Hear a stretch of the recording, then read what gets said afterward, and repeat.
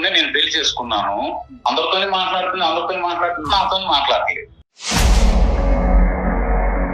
ఏంటి 10 రోజులైంది ఇంకా ఫోన్ కనీసం చేయట్లేదంటే నువ్వు చేయాలా నేను చేయాలా?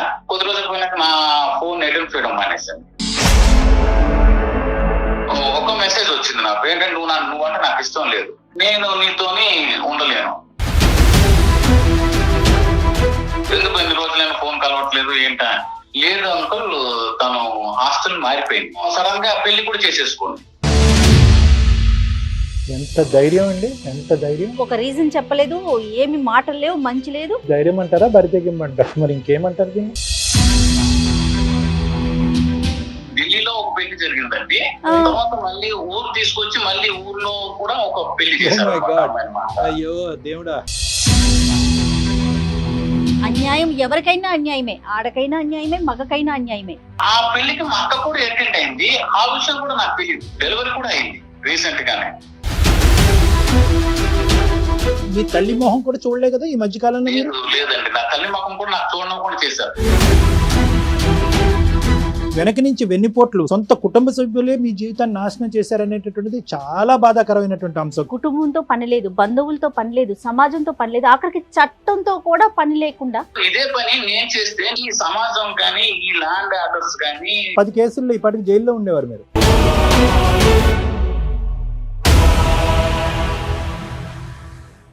వెల్కమ్ టు అందమైన జీవితం. నమస్తే కళ్యాణ్ నమస్తే చక్రవర్తి జయ గారు. నమస్తే. నిన్న నాకు రాజమండ్రి నుంచి ఒక మెయిల్ వచ్చిందండి. పేరు ప్రసాద్. పెళ్ళయి 1 సంవత్సరం అవుతుంది. నేను డైరెక్ట్గా టాపిక్లోకి వెళ్ళిపోతున్నానండి, ఎందుకంటే టైం వేస్ట్ కాకుండా మళ్ళీ వాళ్ళతో కూడా మనం డిస్కస్ చేయాలి కదా, అందుకనేసి. ఒక పర్సనల్ ఇష్యూ, అంటే ఇలాంటివి మగవాళ్ళు కూడా ఫేస్ చేస్తారంటే సమస్యకి ఆడ మగ తేడా లేదు, బట్ ఈ రోజుల్లో ఇలా కూడా ఉంటుందా అని నాకు అనిపించింది. కళ్యాణ్ గారు నెంబర్ ఇచ్చారు, కాల్ చేసేస్తానండి డైరెక్ట్గా. తప్పకుండా.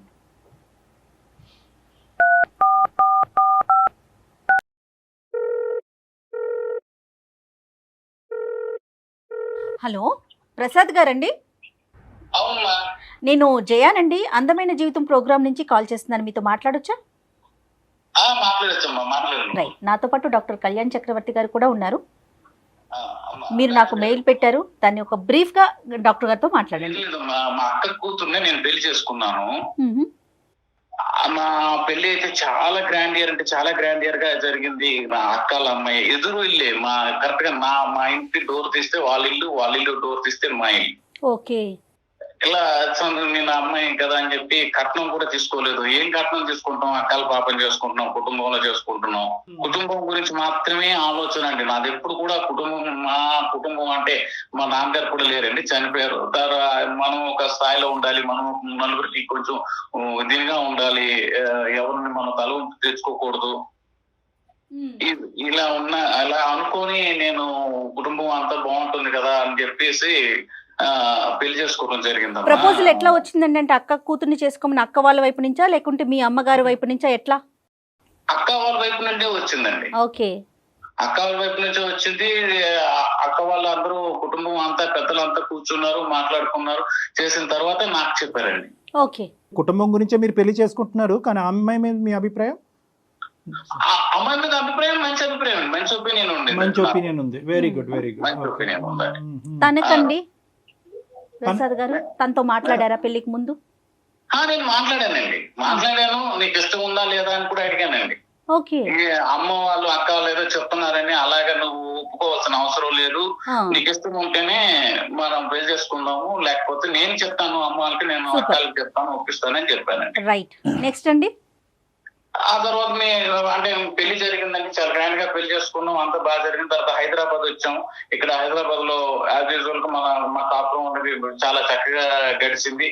తను బీటెక్ పూర్తి చేసిందండి ఊర్లోనే. నేను ఇక్కడ వచ్చి తనకి మన ఒక దీంట్లో ఇన్స్టిట్యూట్ లో ట్రైనింగ్ ఇప్పించాను, జాయిన్ చేశాను. ట్రైనింగ్ కూడా అయిపోయింది. మేము ఒక 5-6 నెలల పాటు ఇక్కడ చాలా బాగా కలిసి ఉన్నాము. అలా నాతో పాటు మా అమ్మగారు కూడా ఉండేవారు. ఎంత నాన్న మీ ఇద్దరి మధ్యన ఏజ్ గ్యాప్ ఎంత ఉంది నాన్న? ఒక 6 years ఉంటుంది సార్. 6 years. Okay okay. చిన్న కంపెనీలో ఇంటర్వ్యూస్ వస్తే నాకు యాక్చువల్ గా చిన్న కంపెనీకి పంపించడం ఇష్టం లేదు. పూణేలో వచ్చిందండి జాబ్. ఓహోహో. ఓకే. పూణేలో జాబ్ వచ్చింది. సరే ఏం చేస్తాం, మనకి ఇంకా తప్పదు. అంటే మంచి కంపెనీ కోరుకున్నాం కదా, మంచి అవునులే. కంపెనీ కోరుకున్నప్పుడు ఇలాంటివి సహజంగా జరుగుతుంటాయి అని చెప్పి మేము కూడా అనుకొని అక్కడ ఒక 2 days తనతో పాటు ఉండి, తనకి ఇంకా మంచి చెడ్డలు ఏం కావాలి, తనకి ఆఫీస్ కి అవును. వెళ్ళడానికి ప్రాబ్లమ్స్ ఉన్నాయి ఏంటా, అసలు తను వెళ్ళగలదా అని అన్ని చూసి సెట్ చేసుకొని నేను మళ్ళీ హైదరాబాద్ వచ్చానమ్మా. ఓకే అండి. ఈ అమ్మాయి ఇంకా 10 రోజుల తర్వాత ఏంటి 10 రోజులైంది ఇంకా ఫోన్ కనీసం చేయట్లేదంటే, నువ్వు చేయాలా నేను చేయాలా ఆహా. అని అడిగింది. అదేంటి అలాగడిగావు, ఎవరు చేయాలి, నువ్వు చేయాలి నేను చేయాలి, అది ఎలాగా ఏం చేస్తున్నావు అనేసి అంటే, కాదు నువ్వు కదా చేయాలి అనేసి. సరే అని నేను దానికి సర్ది చెప్పుకొని మళ్ళీ నేను ఫోన్ చేయడం చేస్తుంది. కొద్ది రోజులు పోయినాక నా ఫోన్ అటెంప్ట్ చేయడం మానేసింది. నా ఫోన్ ఎందుకు అటెంప్ట్ చేయట్లేదు, సరే తను ఏదో బిజీగా ఉందేమో, ప్రాజెక్ట్ బిజీలో ఉందేమో, తనకు వర్క్ స్ట్రెస్ ఎక్కువ అవుతుందేమో అనేది, సరే చేస్తుందిలే అని ఇందులో నా అమ్మతో నా అక్కలతో మాటలు తను ఫోన్ చేస్తుందని అడగటం ఇవన్నీ జరిగినాయి. అయితే నేను ఒకసారి 2 సార్లు అయినాయి ఫోన్ చేయట్లేదు అనేసి అంటే, తర్వాత నేను అక్క వాళ్ళకి చెప్పాను, ఇలాగ నా ఫోన్ ఎత్తట్లేదు. లేదురా తను ఏదో బిజీగా ఉంటుంది, నా ఫోన్ మాకు ఫోన్ చేస్తుంది కదా, మాట్లాడుతుంది కదా అని చెప్పేవారు. సరే అనుకున్న తర్వాత ఇలాగ మళ్ళీ ఫోన్ రీచ్ అవ్వట్లేదు. ఎప్పటికి రీచ్ అవ్వకపోయేసరికి నేను తన ఫ్రెండ్ ఫోన్ నుంచి నాకు ఒకసారి ఫోన్ చేసింది అనమాట. అక్కడ జనరల్ గా తన ఫోన్ కి సిగ్నల్స్ ఉండవు ఒక్కోసారి, అక్కడ ఉండకపోతే వేరే వాళ్ళ ఫోన్ పక్క ఫోన్ నుంచి చేయడం కానీ ఇలా చేయడంలో ఈ నెంబర్ కూడా పెట్టుకోండి అని చెప్పారు. నేను ఆ నెంబర్ కి ఫోన్ చేశాను. ఎందుకు ఇన్ని రోజులైనా ఫోన్ కలవట్లేదు ఏంటా ఖచ్చితంగా. ఆ అమ్మాయి నాకు చెప్పడం ఏంటంటే, లేదు అంకుల్ తను హాస్టల్ మారిపోయింది. అంతవరకు నాకు తెలియకపోవడం, ఒక భర్త కావనివ్వండి, ఒక మగాడి కావనివ్వండి, తన హాస్టల్ మారిపోయిన విషయం నాకు తెలియవలసిన అవసరం ఉందా లేదా? బేసిక్ కమ్యూనికేషన్ అది బేసిక్ కమ్యూనికేషన్.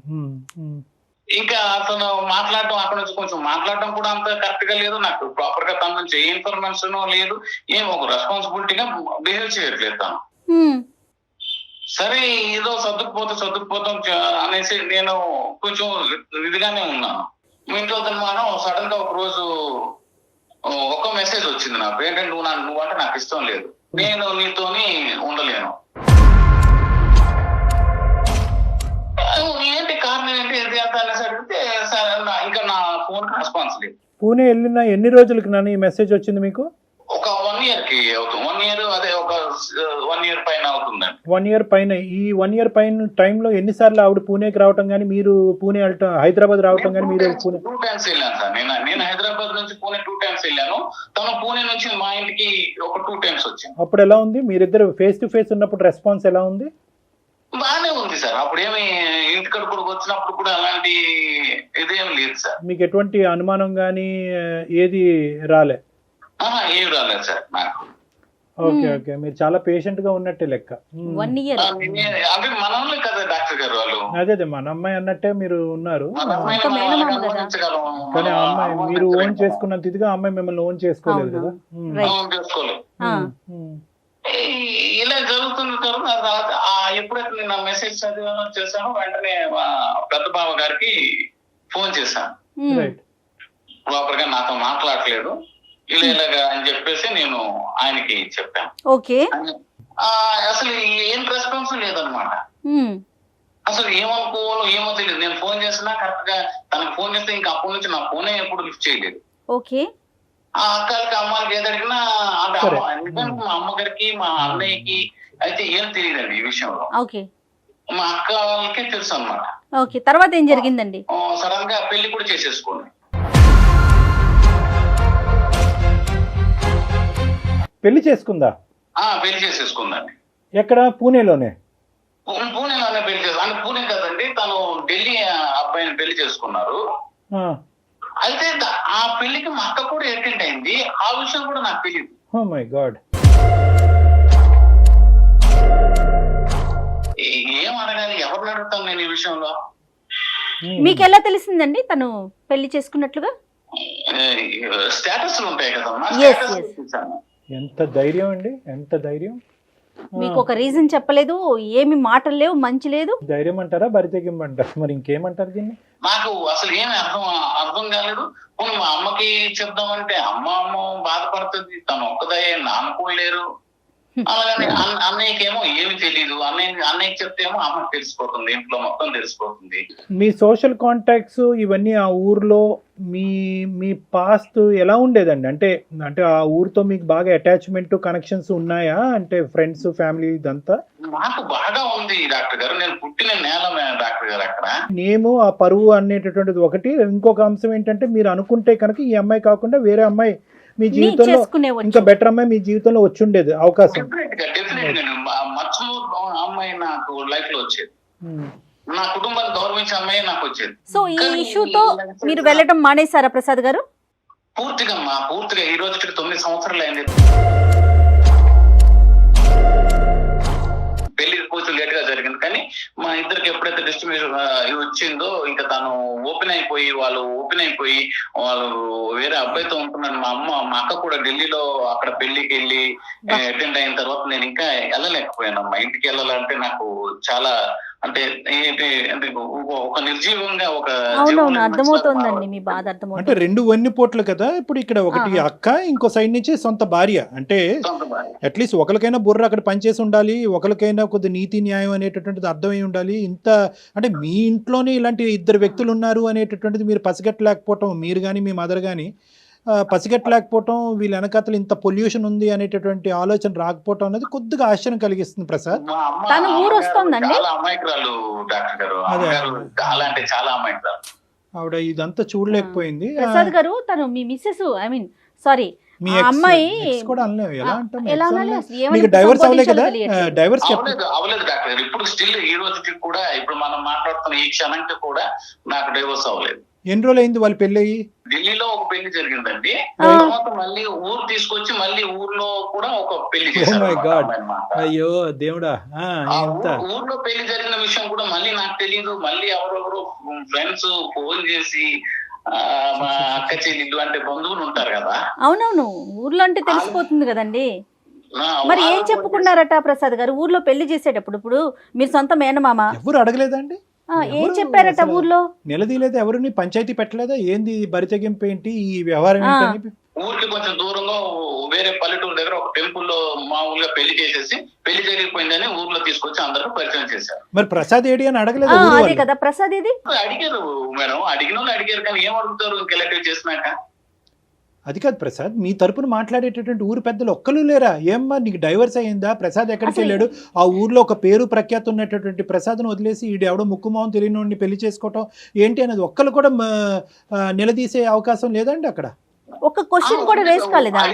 అడిగారు డాక్టర్ గారు, అడిగినా ఏమో సమాధానం లేదు. అందరం తీసుకెళ్ళి మా అక్కే కదా పరిచయం చేస్తుంది, తీసుకెళ్ళి వీడియో అలవాడని. అంటే ఇంక అన్ని తెగించున్నారా వాళ్ళు? లేదంటే మీతో ఇప్పుడు ఐదరు వాళ్ళు అయినా భయంకరమైన తెగింపు బరి తెగింపు ఉండాలి, లేదంటే మీ సైడ్ అసలు నోరిప్పి మాట్లాడే వాళ్ళు అయినా లేకపోయి ఉండాలి. నెగటివిటీని ఏమన్నా స్ప్రెడ్ చేశారా? పోనీ అలాంటి అంశం ఏమన్నా ఉందా మీ గురించి? ఏమన్నా మీ గురించి ఇంకా ఏదైనా భిన్నంగా ఏమైనా స్ప్రెడ్ చేశారా?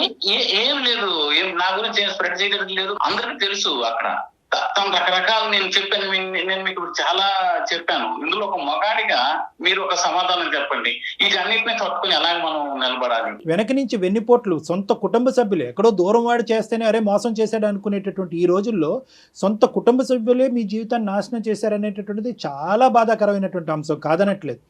కానీ ఇక్కడ కొన్ని మనకు వచ్చేటటువంటి ప్రశ్నలు ఏంటంటే, మీ సైడ్ నుంచి బేసిక్ కాన్సెప్ట్ ప్రసాద్ అనేటటువంటి తెలియనటువంటి ఊర్లో, మనిషి గురించి తెలియనటువంటి ఊర్లో ప్రసాద్ని ఇంత అన్యాయం చేస్తారా అని ఎదిరించి నిలదీసేటటువంటి వ్యక్తి కనిపించకపోవటం అన్నది ఇక్కడ ఆశ్చర్యం కలిగించే అంశం. రెండోది, ఎవరు ఎందుకు ఏం చెప్తారండి? ఇక పెళ్లి ఇప్పుడు ఢిల్లీలో పెళ్లి అయిపోయింది ఫస్ట్ టైం సంగతి కొంతవరకు స్ప్రెడ్ చేశారు. సరే, దీనంతటి యొక్క ప్రభావం మీ మీద ఎలా పడిందండి? అంటే 9 years పాటు ఒక భయంకరమైన వనవాసం గడుపుతూ, మీరు వనవాసం అంటారా? అంటే ఎందుకు మిమ్మల్ని మీరు ఎందుకు ఇంత శిక్షించుకుంటున్నారు? నెంబర్ 1. నెంబర్ 2, ఇక్కడ ఏంటంటే మీ తల్లి మొహం కూడా చూడలే కదా ఈ మధ్య కాలంలో మీరు? లేదండి, నా తల్లి మొహం కూడా నాకు చూడడం కూడా చేశారు. ఇందులో ఇంకొక విషయం, ఇంకా గొప్ప విషయం ఏంటంటే డాక్టర్ గారు, అసలు అంటే ఇవన్నీ ఎలా చెప్పాలి, అసలు ఏమని చెప్పాలి, సిగ్గు విడిచిపోయి అన్ని ఇంకా సంగతి మర్చిపోయి చెప్పాలేమో తెలియదు. కానీ తను డెలివరీ కూడా అయింది.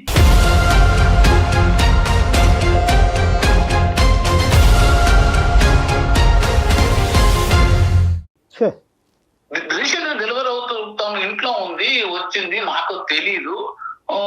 మా అక్కలేమో వచ్చి ఒకసారి ఫోన్ చేసి అరే అమ్మకి బాగాలేదు నువ్వు వచ్చి చూసిపోరా అంటున్నారు. కుటుంబంతో పని లేదు, బంధువులతో పని లేదు, సమాజంతో పని లేదు, ఆఖరికి చట్టంతో కూడా పని లేకుండా, అంటే ఎటువంటి ముందుకు వెళ్ళకుండా. కాదు డాక్టర్ గారు, ఇదే పని నేను చేస్తే నేనే ఇంకొక మ్యారేజ్ ఇంకొకటి చేస్తుంటే ఈ సమాజం కానీ ఈ ల్యాండ్ ఆర్డర్స్ కానీ 10 కేసుల్లో ఇప్పటికి జైల్లో ఉండేవారు మీరు. అంటే 10 కేసుల్లో మరి ఎందుకు అంత వివక్షత చూపిస్తున్నారండి ఆడకి మొగకి? ఆడాలకే అన్యాయం జరిగిపోతుంది, ఆడాలకే అన్యాయం జరిగిపోతుంది అంటారు కదండి. మనం వేసే స్టెప్స్ ని బట్టి ఆధారపడి ఉంటాయి కదా, మన రియాక్షన్స్ బట్టి కూడా ఉంటాయండి. అన్యాయం ఎవరికైనా అన్యాయమే, ఆడకైనా అన్యాయమే, మగకైనా అన్యాయమే. మీరు 9 సంవత్సరాలు అయింది కన్న తల్లిని కానీ పుట్టిన నేలని కానీ తాకలేదు. మీరు కట్టుబాట్లకి మీరు పెట్టుకున్నారు. మీరేదో బరి తెగించి వేరే అమ్మాయితో లేచి వెళ్ళిపోయినటువంటి పద్ధతిలో మీరు మాట్లాడారు. కాదు కళ్యాణి గారు, ఊర్లో ఎవరైనా అనుకోరు ప్రసాద్ ఇన్ని సంవత్సరాల నుంచి రావట్లేదంటే తనలో ఏ తప్పుందో అని అనుకోవటానికి అవకాశాలు మీరే ఇస్తున్నారు కదా ప్రసాద్ గారు. ఒకటి ఏంటంటే ఇక్కడ రిపేర్ చేయగలి, ఇక్కడ కాంప్రమైజ్ నెగోసియేషన్ అనేటటువంటి స్థాయి నుంచి ఇంకో లెవెల్కి వెళ్ళిపోయింది ఇది. ఓకే, నిజంగా అటువంటి ఆలోచన శైలి ఉండేటటువంటి వాళ్ళని ఈ మొత్తం అంశాన్ని ఒక పద్ధతిగా తీసుకెళ్ళి ఉండేవారు. ఇక్కడ పద్ధతి లేదు, మర్యాద లేదు, ప్రేమ లేదు, ఆప్యాయత లేదు, సమాజం విలువల మీద గౌరవం లేనటువంటి వ్యక్తుల మధ్యన అనవసరంగా మీరు అంటే ఇలాంటి వ్యక్తుల్ని ఎంతో కొద్ది గొప్ప అసెస్ చేయాలి. అంటే పాస్ట్ గురించి నేను మాట్లాడుతున్నానని పుణ్యమే కారం జల్లుతున్నట్టుగా మీరు ఫీల్ అవ్వద్దు. ఎంతో కొంత మన ఇంట్లో ఉండేటటువంటి, మన కుటుంబం, మన ఊర్లో ఉండేటటువంటి వ్యక్తుల్ని అసెస్ చేయలేకపోవటం అనేటటువంటిది ఇక్కడ ఏ ప్రధానమైనటువంటి అంశం. రెండో అంశం ఏంటంటే ఇక్కడ మీరు అస్సలు ఈ ఇష్యూ గురించి బాధపడుతూ మిమ్మల్ని మీరు హింస పెట్టుకుంటూ బాధ పెట్టుకుంటూ అవతల వాళ్ళ నుంచి వచ్చే సానుభూతి కూడా మీకు అవసరం లేదు. మీరు ధైర్యంగా తలెత్తుకుని ముందుకెళ్ళి హ్యాపీగా మీ ఊరు వెళ్ళి మీ అందరు కుటుంబ సభ్యులు ఏమండి మీరేం తప్పు చేశారండి ఇక్కడ? Simple straight forward. ఏమండి ఇప్పుడు మీరు ఆ అమ్మాయి చేసినటువంటి తప్పుకి మీరు మొహం చాటేసుకుని ఉండవలసినటువంటి అవసరం లేదు. ఇది గుర్తుపెట్టుకోండి. మీరు ఎంత మొహం చాటేస్తే కనుక అవతల వాళ్ళు మీ గురించి అంత ఎక్కువ మాట్లాడేటటువంటి దానికి అవకాశం ఇస్తుంది. ఇప్పుడు మీ కుటుంబ సభ్యుల వరకు మీరు ఫోన్ చేసి మాట్లాడతారు, ఇలా జరుగుతోంది, ఇది జరిగిందని. ఊర్లో ఉన్న అందరికీ చెప్పలేరు కదా ప్రసాద్ గారు. ఒకటి నా అనేటటువంటి మనుషులను వదులుకుంటూ మిమ్మల్ని మీరు శిక్షించుకోవాల్సినటువంటి అవసరం లేదు. Point number 1. పాయింట్ నెంబర్ 2, మీరు ధైర్యంగా అక్కడికి వెళ్ళి మొహెత్తుకుని తిరిగితేనే అసలైనటువంటి ఉండేటటువంటి ప్రజలందరికీ కూడా అసలు మీరేంటి అనేటటువంటిది తెలుస్తుంది. నెంబర్ 3 ఏంటంటే మోస్ట్ ఇంపార్టెంట్, మా కొడుకు ఎప్పుడు మా ఊర్లో అడుగు పెడతాడు, ఇదేంటి కన్నటువంటి పెరిగినటువంటి ఊరిని వదిలేసి ఎక్కడో అజ్ఞాతవాసంలోకి వెళ్ళిపోయేటటువంటి అనుకునేటటువంటి మీ తల్లిదండ్రులకి ఒక సేదనిచ్చినటువంటి వాళ్ళు అవుతారు. సో మిమ్మల్ని మీరు ఇక్కడ శిక్షించుకోవటం అనేది ఆపేసేయండి. మీ గురించి మీరు సిగ్గుపట్టడం అనేది ఆపేసేయండి. ఎవరో చేసినటువంటి తప్పుకి మీరు సమాధానం చెప్పుకోలేనటువంటి భయంకరమైన పొజిషన్లో ఉన్నాను అనే ఫీలింగ్ తీసేసేయండి. First you have to come out of this depression. మీ ఏ ఆలోచనతో ఈరోజు మాకు చేశారు అనేది ఇక్కడ ప్రధానమైన అంశం. ఇక్కడ వాళ్ళని శిక్షించడానికి ఒక దారి ఉందా అని అడగటానికి గురించి అందమైన జీవితానికి కొంతమంది ఫోన్ చేస్తూ ఉంటారు. నా పరిస్థితి ఏంటి, నా ఫ్యూచర్ ఏంటి అనేటటువంటి దాని గురించి కొంతమంది ఫోన్ చేస్తూ ఉంటారు. నేను ఎవరికి చెప్పుకోలేనటువంటి బాధ కాబట్టి మీతో చెప్పుకుంటే నాకు కౌన్సిలింగ్ ఇస్తారనే ఉద్దేశంతో చేస్తాను. మీరు ఏ యాంగిల్లో చేశారు అనే దాన్ని బట్టి ఈ రోజు మా పరిష్కారం ఉంటుంది. శిక్షించాలి అనే ఉద్దేశం నాకు లేదు, నా కుటుంబ సభ్యులు అనుకుంటే that is totally up to you. కానీ ఈ రోజు ఏంటంటే మిమ్మల్ని మీరు శిక్షించుకుంటున్నారు. You're giving pain to your self and to your own family, ఎవరో చేసిన తప్పు గురించి. సో ఎందుకంటే నేను ఎలా వెళ్ళి చూపెట్టుకుంటానంటే కనుక మీ అంతరాత్మను ఒక్కసారి అడగండి, మీరేం తప్పు చేశారన్నది. మీరేం తప్పు చేశారు ఇక్కడ? మీరు తప్పు చేయనప్పుడు మీ అంతరాత్మకి ఏ తప్పు చేయలేదనేటటువంటి భావం మీకు ఉన్నప్పుడు ఎందుకండి మీరు భయపడటం ఎందుకు, బాధపడటం ఎందుకు? బాధపడకుండా ఎలా ఉంటామండి? నేను నా కన్న తల్లిని, నా కన్ను నేలని మర్చిపోయాను, నా తల్లిని మర్చిపోయాను, నా అన్నయ్యని మర్చిపోయాను, నా వదినని మర్చిపోయాను, నాతో కలిసి పెరిగిన వాళ్ళు, చదువుకున్న వాళ్ళు అందరినీ మర్చిపోవాల్సి వచ్చింది కదా డాక్టర్. మీరు ఫార్వర్డ్ స్టెప్ అయిపోతే ఇంకొక రోజు పెరుగుతుందండి. ఆ మర్చిపోయిన దాంట్లో ఇంకొక రోజు యాడ్ ఆన్ అవుతుంది. డెఫినెట్ గా మీరు ముందుకు అడుగులు వేయాల్సిందే కదా ప్రసాద్ గారు. మీరు పెయిన్ ఇంక్రీజ్ చేసుకోవాల్సినటువంటి అవసరం లేదు. ఇప్పటి వరకు మీకు ఇచ్చుకున్నటువంటి పెయిన్, మీ కుటుంబ సభ్యులు మీరు కలిగించినటువంటి బాధ పరోక్షంగా కానీ, ఇండైరెక్ట్ గా కానీ, డైరెక్ట్ గా కానీ ఇంక ఇక్కడతో దాన్ని స్టాప్ చేయండి. ధైర్యంగా ఉండటానికి మీరు ప్రయత్నం చేయండి. మీ కుటుంబ సభ్యుల మధ్యన ఉండటానికి మీరు ట్రై చేయండి. ఆ చుట్టుపక్కల ఉండేటటువంటి సమాజం, ప్రసాద్ అప్పుడు ఎలా ఉన్నాడు ఇప్పుడు కూడా అలాగే ఉన్నాడు, ఈ స్టిల్ అన్ ఎలిజిబుల్ బ్యాచులర్ అనేటటువంటి ఉద్దేశంతో ధైర్యంగా వెళ్ళి మీకు కావాల్సినటువంటి అమ్మాయి, మీకు నచ్చినటువంటి అమ్మాయి ఎక్కడో ఉండే ఉంటుంది, ఆ అమ్మాయిని పెళ్లి చేసుకోండి, హ్యాపీగా జీవితాన్ని ముందుకు కొనసాగించండి. ఇదైతే మాత్రం ఖచ్చితంగా నేను మనస్ఫూర్తిగా నేను చెప్పేటటువంటి ఒక సలహా సూచన. మిమ్మల్ని మీరు హింస పెట్టుకోవటం అనేది ఇంకా ఆపేసేయండి. మిమ్మల్ని మీరేదో తప్పు చేసినట్టుగా ఇంకా ఆ ఫీలింగ్ అనేది తీసేసేయండి. Start a fresh life. Right అండి. Okay okay okay madam. You have 110 opportunities Prasad, 110 opportunities. గతాన్ని వదిలేసి ముందుకు ప్రయాణం చేయండి. మీరు చాలా ఈజీగా చెప్పేస్తున్నారు డాక్టర్ గారు, గతాన్ని వదిలేసేయండి అని. ఎస్, అంతే కదండి. అవకాశాలు ఉంటాయి. ఇప్పుడు ఈ ఉద్యోగం లేకపోతే ఇంకో ఉద్యోగం చేసుకోమా, అయిపోతామా? ఈ రోజు ఫుడ్ లేకపోతే కనుక రేపు కూడా పస్తులు ఉంటామా? రేపు ఒక అవకాశం ఫుడ్ దొరికితే కనుక ఆ ఫుడ్ తింటాం కదా. అలాగే ఇది ఒక అవకాశం తర్వాత ఒక అవకాశం, కాబట్టి మీరు ముందుకు వెళ్ళటం తప్ప ఇంకో దారి లేదు ఇక్కడ. ఓకే ఓకే ఓకే డాక్టర్ గారు. Okay, good luck Prasad. Complete గా అతను ఒక కోణంలో ఉండిపోయారు, ఒక యాంగిల్ లో ఉండిపోయాడు. అంటే ఏంటంటే తను బాగా హర్ట్ అయిపోయాడు నేను మనిషి. నిజాయితీగా ఉన్నాను, నేను సిన్సియర్ గా ఉన్నాను, Yes. వీళ్ళు నన్ను మోసం చేశారు, కాబట్టి వీళ్ళు ఎందుకు మోసం చేశారు అనేటటువంటి ప్రశ్న అడుక్కుంటూ అక్కడ ఉండిపోయాడు. కానీ ఇలా మోసం చేసేటటువంటి మనుషుల మధ్యనే మనం సమాజంలో ఉన్నాం, కాబట్టి మనం ముందుకెళ్ళటం తప్ప ఇది ఆలోచించుకుంటూ ఉండకూడదు అనేటటువంటి యాంగిల్ అతనికి రావట్లేదు. అవునవును. అతను ఏంటంటే అతను హింసించుకుంటున్నాడు. ఏ స్థాయి వరకు హింసించుకుంటున్నాడు అంటే కనుక ఈ మొత్తం అంశానికి నేనే కారణం అనేటటువంటి స్థాయిలో ఆ ఇమాజినేషన్ లోకి అతను వెళ్ళిపోయాడు.